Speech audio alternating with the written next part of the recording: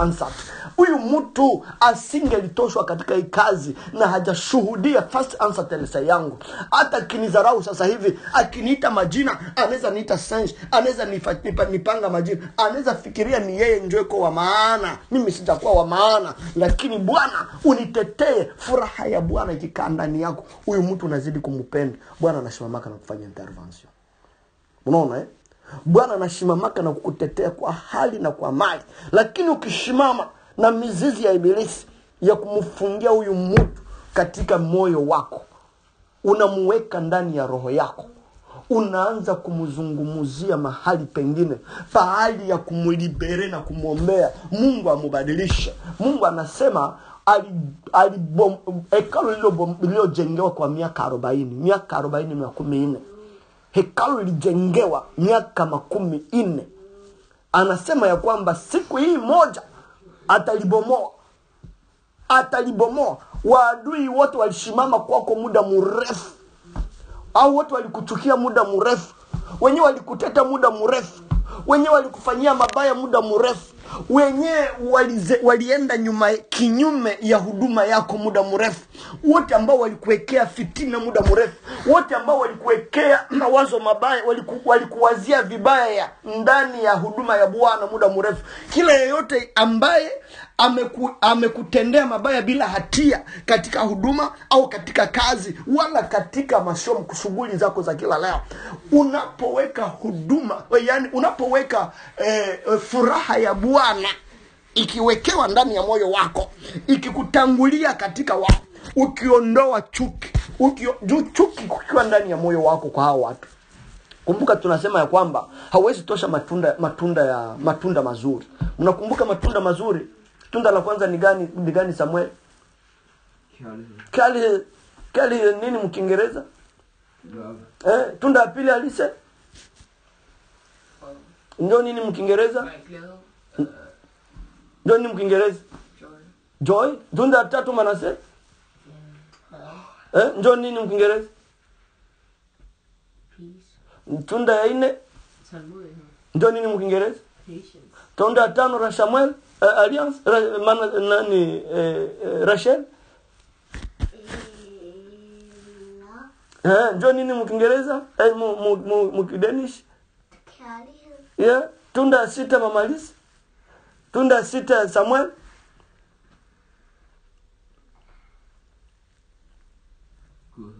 Ndio nini mkiingereza?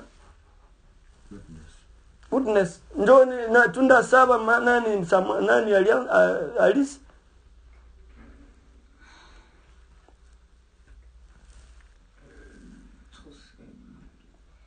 Troskep. Ndio nini mkiingereza? Faithfulness. Ya mnani Manase? Ndio nini mkiingereza? Gentleness. Tunda ya 9? Self-control. Ndio nini mkiingereza? Self-control. Amen. Tunda 9 ndio zinaitwa tunda za roho, tunda za uzima. Amen. Mnakumbuka kwamba roho ndio wa uzima. Maana furaha ikikosa ndani ya moyo wa mtu, hizi tunda 9 haziwezi kuwa ndani. Pali hizi tunda 9 ndio tunda za roho, panakuwa tunda za kuoza. Mnakumbuka tunda za kuoza? Hizo tunda 9 ziko mshairi gani tulisoma? Samuel.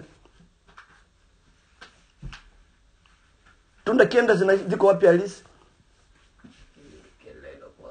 Galette Brau. Capital Femme. Bastochu. Na tunda za kuoza ziko wapi? Unakumbuka? Iliko mvasi gani?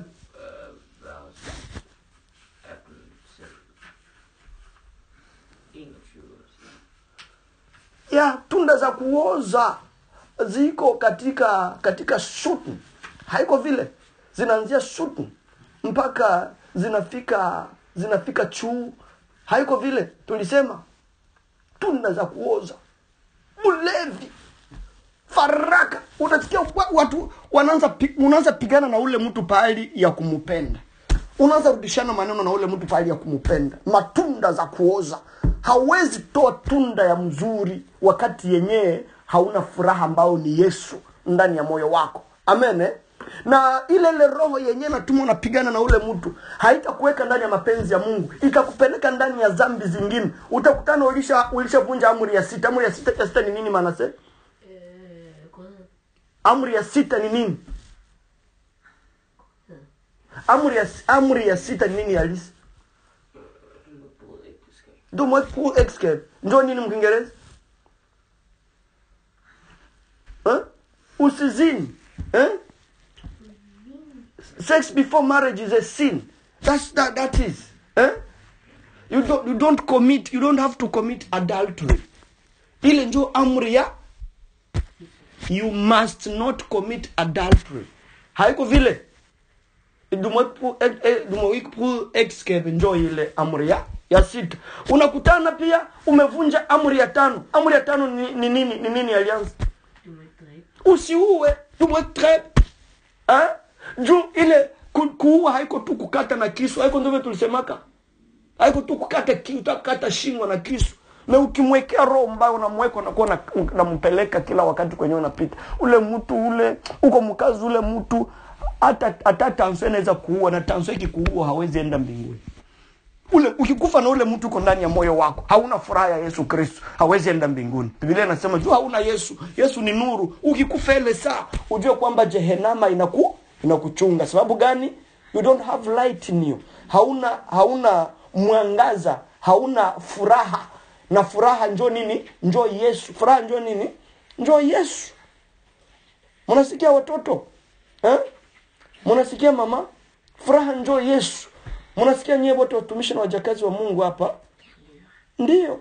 Ni muhimu sana kuweka. Yaani hata wakutese, hata wakutete, hata wakupeleke wapi, hata wakusemee maneno, hata uende wapi, usivunjike moyo katika kumtumikia Bwana. Katika huduma usivunjike moyo. Umuite Mungu tu awe msaada wako. Maana Mungu akibaki ndani ya moyo wako ambaye ni furaha, ile furaha yake ikibaki ndani ya moyo wako, utawapenda watu wote sababu Mungu ni upendo. Ukisha kuwapenda aina wanavyokuchukia, Mungu mwenyewe ataingia, atawabomoa kwa siku moja. Wao watapanga kufanyia vibaya siku mingi, ambao mfano hii miaka 40 ambao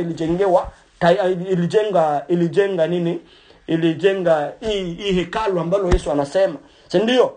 Lakini hata ibomoa kwa siku ngapi? Kwa siku moja. Na taijenga tena kwa siku ngapi? Kwa siku 3.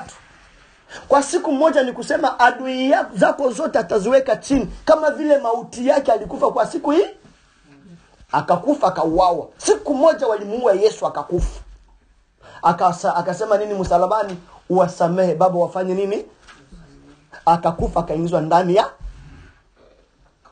ya kaburi. Kwa siku 3 sasa wale adui wako ndio tuko tunasemea. Kwa siku 3 atawajenga tena upya, ndio ile kuwaombea. Siku moja atawabomoa, atawatembelea, ataongea nao, ataweka ndani ya mauti ya kiroho. Kwa siku hii alafu anawatransforme kwa siku hizi.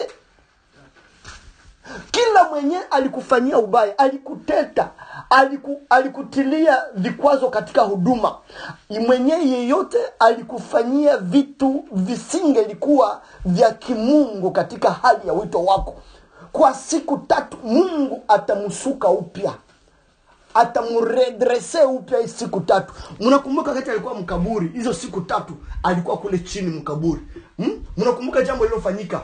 Anasema udongo ilitingizika. Kila mwenye alikuwa katika eneo la mazishi ya Yesu alikuwa anasikia mtetemeko wa ardhi ukifanya nini? Ukitingiza udongo. Kiumbe walichokitia ndani ya udongo haikukuwa kiumbe kia nyama, ni Mungu mzima alipoingia akakwenda kumnyang'anya shetani nini? Funguo. Ataenda kuwanyang'anya funguo ya chuki ndani ya kaburi, mahali ambapo atawazika, atawaharibia. Atawanyang'anya funguo za chuki, funguo za kuharibu huduma yako, funguo zote za kukuweka chini, funguo za kutuma usiendelee kwao, funguo yote ya kutuma wao wasingelikuwa na roho ya msamaha kwako. Atawanyang'anya funguo, alafu atafanya nini? Ataileta katika mikono yako. Amen. Tu pakifanyika nini? Ukiwa na furaha katika, na furaha ni nani? Nikusema ukifanya nini? Ukiamini ule Yesu. Amen.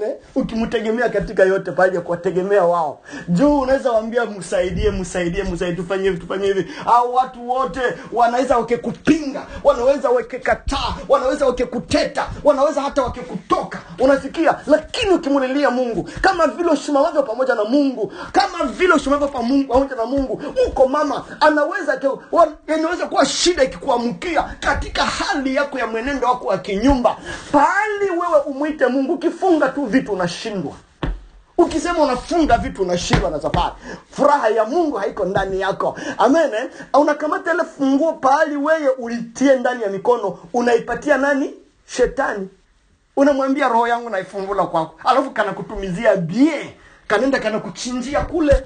Unabakia ikabodi. Njoo nakutana kesho mwisha separe. Watoto wanaanza jiuliza nitaenda wapi? Leo mtoto anaenda kwa baba, kesho mtoto anaenda kwa mama. Unakutana kila kitu kyote kilishafanya nini? Kilishaharibika. Nini? Shetani mlimfungulia Mungu. Lakini kama ukimsamehe yule mtu anayekutesa, ukiacha mambo unaachia Yesu, unamwambia Yesu, moyo wangu mwenyewe utulize. Unachunga furaha ya Yesu ndani yako. Unakuwa na ile una apply tunda ya self control, ya kujizuiza wewe mwenyewe. Pamoja na utulivu wa Mungu, patience ya Yesu Kristo, patience ya Roho Mtakatifu, unaiomba hekima ya Roho ambayo inakupatia furaha, ambayo furaha ni Yesu, inamuleta ndani ya moyo wako. Alafu furaha ya Yesu ikishakuwa ndani ya moyo wako, ndio unahitaji kusema siku ya tatu Yesu amfundishe nani? Amfundishe adui wako kinywa. Alafu hii siku ya tatu Yesu alitoka mule ndani. Hata na mwenyewe alikuwa anasikia katramulema kadogo. Alianza kutetemeka. Amen. Alianza kutetemeka. Wakati Yesu alitoka mule ndani, karibu kiliko toka katika kaburi walikotia juu ya kaburi. Kila mtu alisikia mtetemeko mkubwa na kuanza kujiuliza ni nini ndio imetendeka Yesu ule. Maana niwaambie wapendwa, Yesu Mungu akibariki, Mungu akinyamazisha adui, siku ya adui kunyamaza, siku ya Mungu kufanya muujiza wako, lazima pia pakuwe nani? Pakuwe vigelegele. Haleluya. Lazima mwanadamu pia usiwazi aseme wengine watakusifu, pia shetani kwenye hiko atafurahi. Kama Bwana amekuinua ile siku ya tatu, amemnyamazisha adui wako, usiwazi seka shetani kwa kalienda tena katanyamaza. Na njoo kwa maana vile anasema tukue na self control, tukue na nini? Na hekima pia. Tumuaminie Mungu, tumtegemee Mungu, tumwangalie Mungu katika yale ambayo ameyafanya. Tusimuone nani? Tusimuone mwanadamu. Mungu njoo hekima yetu, Mungu njoo rehema zetu, Mungu njoo baraka zetu, Mungu njoo mwenendo wetu, Mungu njoo kushimama kwetu, Mungu njoo huduma yetu, Mungu njoo msaada wetu, Mungu njoo yote katika yetu, Mungu njoo uponyaji wetu, Mungu njoo watoto wetu, Mungu njoo nyumba yetu, Mungu njoo bwana yetu. Baba wa yatima ni yeye, bwana wa wajane ni yeye. Ni yeye Mungu anaweza yote katika yote. Hata tukiachwa na hao wote, hata tukiachwa na waume wetu, tukiachwa na bibi zetu, tukiachwa na warafiki, watu wakitutoka, tumwambie Mungu, tuliweka hii upendo wako ambao wewe ni furaha. Tuliweka furaha yetu ndani yako, ndani ya mioyo yetu. Tuliwaonesha mioyo mizuri, lakini wewe ulikubali wao watoke. Kuna wengine Mungu ataruhusu tu watoke. Mungu ataruhusu tu wakutoke. Usijiulize kwa nini hivi vilikuwa hivi. Kuna wengine Mungu ataruhusu tu watoke kama anataka hii siku ya tatu akushimamishe upya. Amen. Mungu ataruhusu watu waende mbali na wewe. Hata hii moyo wa kuwafungua, kuna wengine ni majiu, ni mapepo tu, hazitafungukaka mpaka Yesu atakaporudi. Amen. Biblia inasema wote wataamini. Haleluya. Kuko wengine Mungu ataruhusu watoke, wasikuikane pembeni ndani ya masomo. Anakuchukia, muonesha roho nzuri, unamfungua, haumshtukie. Sasa vitu kwa tunasema uko na roho nzuri kwake, sababu hayombe mfungie ndani ya moyo wako. Unampenda zile unapaswa kumpenda, lakini Mungu ataruhusu tu siku moja unakutana licha hata masomo yake. Hapendi tu aikale na wewe masomo. Hapendi tu akuone. Anakuwa anakuita kasenje ka animale moja hivi. Anakuambia sasa uko tia. Unasikia vile? Sababu unasikia vile? Unasikia vile Liz? Unasikia vile? Mtu anaita mwenzake, mtu anaita mtu mweusi tia. Niliona Kufianson hapa ya Denmark, TV2 News. Walipitisha katoto kama kutoka Sweden. Katoto kama keusi. Kama samba na siata. Kale katoto duka ya H&M Dohasi uliona? Inakavalisha nini? Inakavalisha nguo, balienda kufanya nguo ya mpya, wanataka kufanya reklame, wanafanya publication ya ile nguo. Wanaandika HM. Kisha wanaandika hapa nini unakumbuka? The monkey in the jungle. The best monkey in the jungle. Monkey in the jungle. The black monkey in the jungle.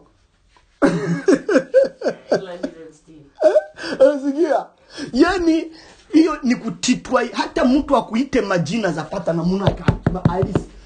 Hapana kumchukuchukiana naye, usiamushe komba naye. Unaona? Muoneshe bwana, hii jambo liyoifanya, sababu nasikia walionywa ile duka walionywa na watu wengi na waliomba msamaha, nasikia vile. Unasikia? Ile ndio inatakia watu wanaachia pale na kuanza kulamusha fitina na hene zenye zinaweza leta mambo mengine ambayo itaharibu. Sasa Mungu mwenyewe anaingia kuvita na kuanza kugombania watu. Unaona? Kuna wengine hata umuoneshe roho nzuri atabakiaka tu nware, atabakiaka tu roho yake tabakiaka tu nyeusi na fungana mbele ya uso wako. Sasa hakuna kenyo unaweza fanya. Ukionyesha kionga unaweza kufanya ulikifanya. Ulifungua moyo wako, ulibaki na furaha, uliendelea kumpenda hata kwa alikutesa, ulimsamehe, hakuna kingine unaweza kufanya. Ile ndio unaweza kufanya. Wao kuonesha roho mbaya, ulishuka, ulijizuiza, lakini yeye aliamua tu akuache, hakupendi tu, hakuna kinaweza fanya. Hapa ndio namwambia sasa Mungu mwenyewe uliyetingiza udongo kaburi, ulitoka ndani kisha siku 3. Tulisema ya kwamba adui mwenyewe alichukia mtu siku 40 au zaidi.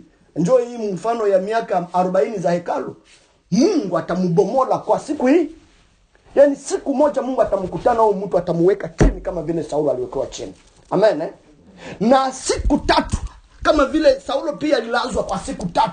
Siku 3 haone, hajue kwenye iko, akajikuta ndani ya nyumba ya Yuda kwa siku 3. Haleluya. Mungu atamunyamazisha, Mungu atamfungua macho, atamuonesha kwamba wewe mwenyewe uko namwambia, wewe mwenyewe unasimama katika huduma, haukujituma, ni yeye Mungu alikutuma. Haufanyi juu yako, ni Mungu unafanya juu yake. Haukujituma katika yale unayoyafanya, sio yenyewe wewe unayafina po, ni ambao Mungu anakuinspire aweze kufanyika. Na siku Mungu atamunyamazisha kinywa. Unasikia Alice? Atarudiaka, wote watarudiaka. Kwa ile roho yako nzuri unabakia nayo katika moyo wako, wote watarudiaka tena, wanakuzunguka, wanakuambia so wakati unakuwa doctor, unakuwa lea, utakuwa lea. Wakati uona simama, unaanza kila mtu anaanza kupendelea kukuya kwenye Alice iko. Yeye ndio anataka Alice ndio akwe mganga wake sababu ya roho yako nzuri, si ndio? Alafu wale nao watarudiaka. Sababu msaada tu kwenye wataitosha ni kwako. Mungu atafunga njia zingine zote mpaka njia ya kwako tu ndio inabakia. Wewe ndio msaada mwenyewe. Wanaweza tu kupitia sababu waweze kufikia neema. Amen. Amen. Yaani Mungu anatetea wenye haki wake. Na njoo kwa maana tujifunze kutofanya nini? Kutokufungia watu ndani ya nini? Ndani ya mioyo yetu. Ili maombi yetu fanye nini? Isikilike mbele ya nani? Mbele ya Mungu. Amen. Bwana awabariki sana. Na mama atupatie kaneno ka 5 minutes tu. Ka 5 minutes. Tatuweke kipindi cha mbele au tuweze kumaliza maombi. Zungumuziwa na wewe malaika wajumbe Gabriele na Mikaele wakishuka, Gabriele akishuka kwa ujumbe wa uongozi wa kiroho na Mikaele akishuka kwa kupigana vita tusivyoviona na tunavyoviona, ili wewe mwenyewe Bwana ukiwa ngao yetu katika yote, utuepushane Bwana kwa tamaa za ulimwengu, yani kukimbilia ulimwengu, lakini tukukimbilie Bwana wewe. Utuepushane Bwana na tamaa za mali, tamaa za pesa. Unajua Mateo sura 6 mstari wa 31 mpaka 33 wasema mwenyewe kwamba unajua kama tunahitaji, wajua kwamba watoto wetu wanaenda shuleni, wajua kwamba watoto wetu wanavaa, nyumba tunakula, na tunahitaji hata kujenga makadastre, hata kukua na yoyote ile kwa ajili ya utukufu wako Baba. Lakini unasema tukimbilie kwanza ufalme wako, na haya yote utayatimiza kwetu. Kwa hiyo tupatie muda kukaa pamoja na wewe, muda wa kutegemea Bwana, tukutegemee wewe, utuwezeshe katika hatua, maana pia umesema umeisha kuweka ile muda disponible kwetu, inatutakia tu hatua katika wewe. Yani utuwezeshe katika hatua zetu za Ukristo, maana umesema Yesu kwamba wewe ni msaada. Unasema katika Zaburi 33 na mstari wa 20 ya kwamba uko Mungu ambaye uko msaada wa mwanadamu, na mwanadamu umemupa nguvu. Katika Luka 10:19 yake umemupa nguvu za kuweza kutenda, na wewe umekuwa msaada kwa ajili ya mwanadamu. Katika Agano Jipya Bwana umesema mamlaka ulioinyang'anya shetani, ambaye uliyachukua wewe ukayatuachia sisi hapa chini ya jua ulipoondoka, na ukasema tutaongozwa na Roho katika mamlaka yale. Kwa hiyo Bwana utuepushane na tamaa za ulimwengu, ili nuru yako Bwana tutangulie katika yote. Tunahitaji Bwana ututetee ndani ya yote, utusaidie Bwana tunapoondoa machozi kwa ajili ya shida za ulimwengu. Baba mwenyewe tupanguze machozi, wapanguze watozi wa kaka wanaolia, wadada wanaolia, wasichana wanaolia juu ya nyumba zao, wasichana wanaolia Bwana juu ya wazazi yao, wavulana wanaolia wazazi yao, wamama wanaolia juu ya nyumba zao, wababa wanaolia juu ya nyumba zao. Wasaidie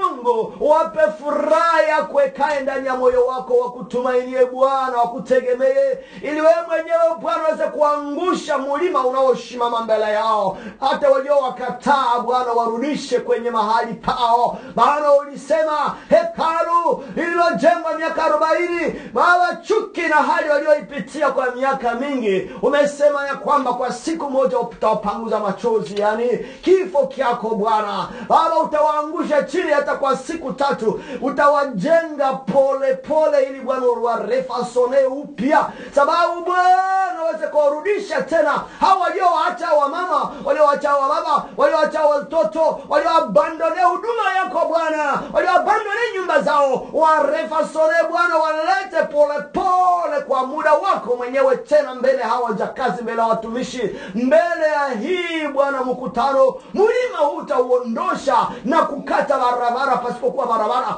Ulikata barabara wakati Bwana wa watoto wako wa wana wa Israeli walipovuka bahari ya Shamu, ambao ni bahari nyekundu. Walipofika wakakosa njia, mara kwa mara pia watoto wako katika furaha yako wanajiuliza wapitie wapi. Unasema wewe ndio njia ya kweli na ya uzima, akujaye kwako yeyote hatapotea, lakini utamuonesha njia na atapata uzima wa milele. Na ndio kwa maana Musa alipokuaminia na kutumainia pamoja na kutegemea Mungu mbele ya bahari ya Shamu, hata kwa fimbo inayodharaulika na mwanadamu, Baba umekata njia, Israeli wakavuka. Hata kwa jiwe inayodharaulika, kwa mjeleti iliyodharaulika mbele ya mtumishi wako Daudi, amemulaza Goliati. Sasa hivi nina profetize mbele ya kila mmoja hapa, mbele ya jamaa letu, mbele ya kazi ya Mungu, mbele ya huduma zetu. Goliati aliyoshimama kwa mwaka uliopita, mwaka huu Bwana ni ufungulivu wao. Goliati anaenda kuanguka na kukatwa kichwa katika jina la Yesu Kristo. Jiwa lilolikizarau Baba uende kulishimamisha kwa la pembe,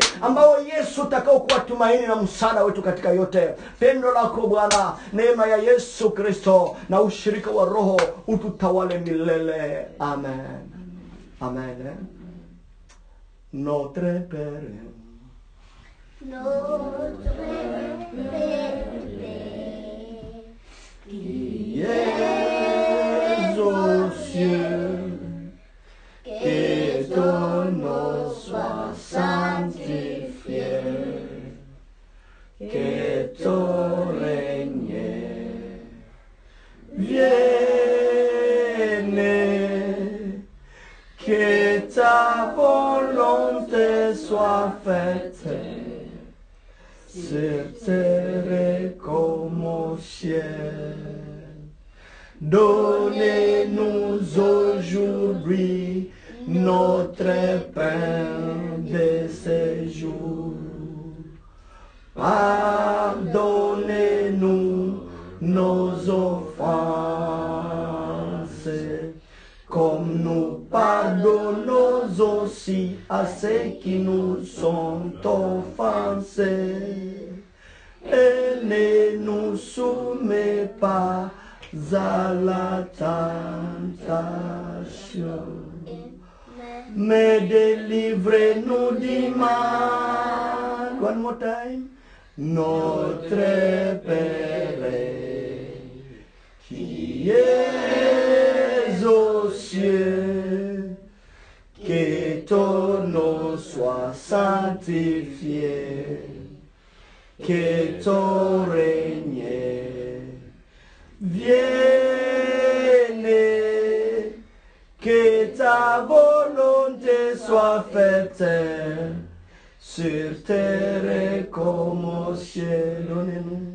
Donnez-nous aujourd'hui notre pain de ce jour. Pardonnez-nous nos offenses, comme nous pardonnons aussi à ceux qui nous ont offensés. Et ne nous soumets pas à la tentation, mais délivrez-nous du mal. Notre Père qui es aux cieux, que ton nom soit sanctifié, que ton règne vienne, que ta volonté soit faite sur terre comme au ciel. Amen. Tak for I dag, tak for nu. God bless you. Tak for mig. I'm a person in China.